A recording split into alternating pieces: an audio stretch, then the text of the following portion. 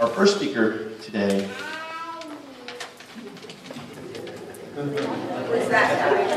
our second speaker today. Thank you for those wise words. We're talking about common core. Not common core. Our first speaker is a champion of freedom. He's an author, a historian, a blogger. He does so much and is very well known in the Cuban community.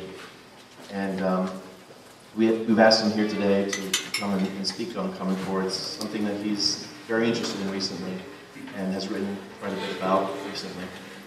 And he's one of the contributors to bwcentral.org.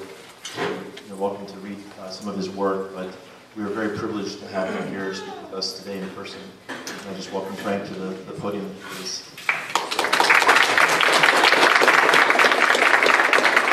Thank you, Steve. Thank you for that wonderful introduction. And also thank you for being here. It's a Saturday. Could be anywhere, right? At home resting. So you're patriots, you're concerned about the United States, and that's why you're here. So I'm delighted to be here. It's a great honor for me to be here. And I want to talk a little bit about the background of Common Core before addressing the topic, which is the data mining component of Common Core, which is extremely dangerous. And as Rolando said, in Cuba, we didn't have the technology here, but we had our own data mining. Everybody in Cuba, every kid in school, had a file that carried him through life. And in that file, they knew about the political views of their parents. They knew if they were members of the Committee for the Defense of the Revolution.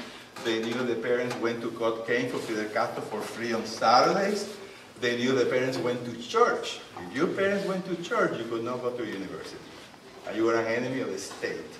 And that file followed you through high school, elementary, high school. If the kids were not a member of the Pioneros Rebeldes, the rebel pioneers that the communists used, la Juventud Comunista, they could not enter the university.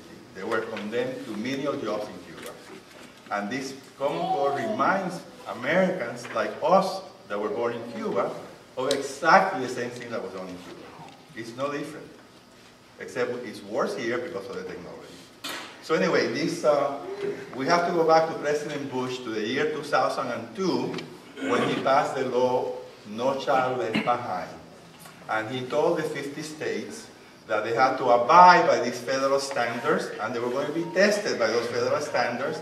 And if the states did not follow the standards of the federal government, they would not receive any financial aid.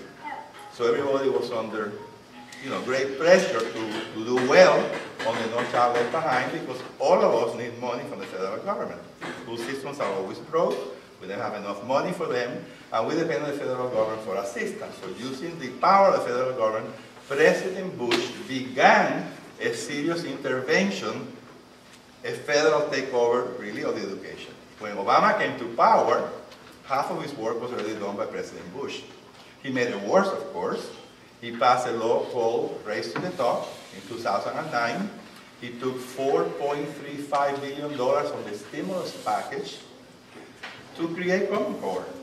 And then he told the states in 2010, when every state was broke, you want federal dollars, sign up for Common Core.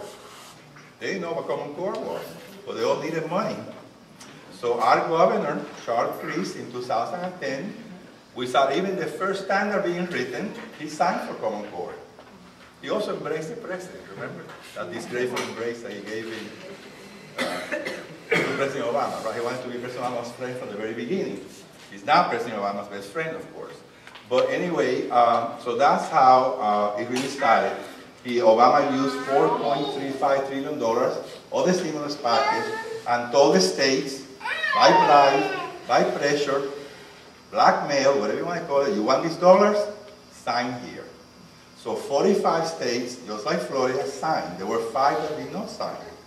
Texas did not sign, Alaska, Virginia, Minnesota, and Nebraska. Those 5 states refused it from day one. Even if you take all the federal funds away. They did not want Common Core. The state of Maine signed for Common Core, and about 4 or 5 months ago, the Republican governor said, we don't want Common Core in Maine. So even though they signed, they rejected Common Core. So now there are 44 states that are following Common Core, like Florida. Anyway, so that was the beginning of Common Core, the history, how it started. Then, of course, it really begins Common Core. The name of Common Core is Common Core State Standards, even though the states were not involved. That's what they call it. An organization called ACHIEVE, and the National Governors Association, funded by the very liberal Bill and Melinda Gates Foundation, created these standards. No field testing, no pilot program, and this is what we have now. So when the states adopt Common Core, they have to follow it to the letter. They only are allowed 15% of the curriculum to be set by, let's say, Miami-Dade County Public Schools, Broward County, Palm Beach-Dade County Public Schools. So 85% has to be Common Core. For the 15% that they deviate from Common Core, it's not going to be tested. They are allowed 15% deviation from Common Core. The rest they have to adopt. Now, this is going to be very expensive for Floridians to adopt it because it requires massive upgrades in computer equipment and upgrade to current bandwidth. So the federal, it's going to cost a lot of money to implement it from Floridians, not from the federal government. The two largest unions of teachers in the United States, the American Federation of Teachers, AFT, and the National Education Association, NEA, they also signed for Common Core, and as they did that, they sold their teachers down the river. Why? The teacher's tenure and the teacher's salary are going to depend on how their students do in a test that's going to be developed by bureaucrats in Washington. And then, not what they do in the classroom is important, it's whatever the students do on that test at the end of the year that's going to determine their salary, their tenure, and things of that nature. And having worked in the school system for 46 years or so, I went from social studies teacher all the way to deputy superintendent of schools. I also taught at FIU 7.5 years, was associate professor at FIU. I can tell you how dangerous this is because many teachers are teaching in inner city schools. I was a principal of an inner city school in Miami National High School, in Liberty City. I had students that never came to class. They arrived tardy, they left early. They didn't do any homework. They came from dysfunctional families. They were cocaine babies. When they were born, the mother was on cocaine. So now those kids are going to determine my salary and my tenure. I could be the best teacher in the world. I'm teaching Algebra 1 at Miami National High School or at Hialeah High when I work part-time. And I have no control if the kids are going to do the homework. I have no control if they come to class. In fact, I can tell you that at Hialeah High, we have many students that in 180 days a year come to class 50 days. And I could be the best algebra teacher in the entire world, but if the students are not in the classroom to listen to my explanations, and then they are going to determine my salary and my tenure, I mean, that's scary for teachers. If you're subjected to a test like that, you don't know who prepares the test, but that determines your life as a teacher. And those two unions now are having second thoughts, because in 2014, 2015, that begins.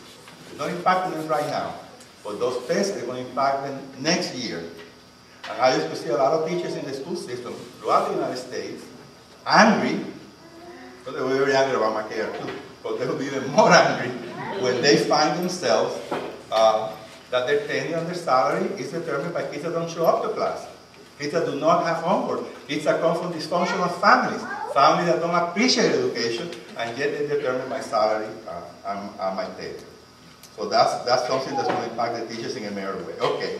There are many critics of Common Core on the standards, that are not strong, they're not world class, but I'm going to skip that part, because Thais is going to talk about that, but it's in my article that you have.